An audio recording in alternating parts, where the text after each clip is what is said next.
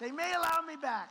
With Donald Trump suspended from Facebook for 2 years, experts say the social media company is sending a message to world leaders and public figures that Facebook will no longer give them preferential treatment when their speech breaks its rules.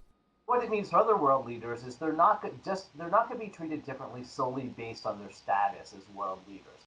Along with Trump's suspension, Facebook rolled out a new policy saying it'll crack down on any world leaders' postings that could lead to harm or violations of its community standards. Previously, Facebook would leave content from public figures up, arguing that there was a public interest, even when that content violated its policies. Some critics say that the guidelines are still too vague, and a 2-year suspension of Trump too light, and sends a message that the door to Facebook is always open, even for serious offenders. The fact that they're leaving this as a suspension means that the other world leaders are on pause too, a little bit, right? That means that maybe, just maybe, they may have an opportunity to continue.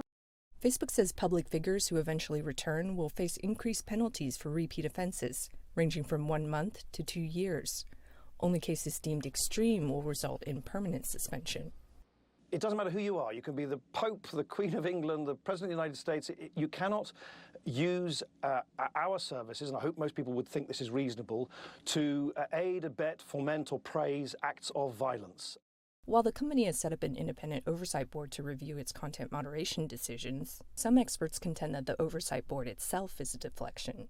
My sense is that they're using that as a way to deflect from more serious issues around, what their algorithms are doing to spread certain kinds of information.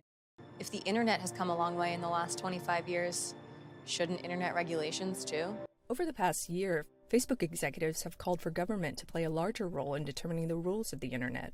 American democracy does not belong to Silicon Valley. It belongs to the American people.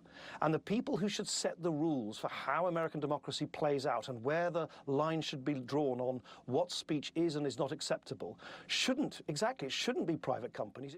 While Facebook will look more critically at world leaders' speech, what's certain is that the scrutiny of Facebook itself won't let up anytime soon. Tina Trin, VOA News, New York.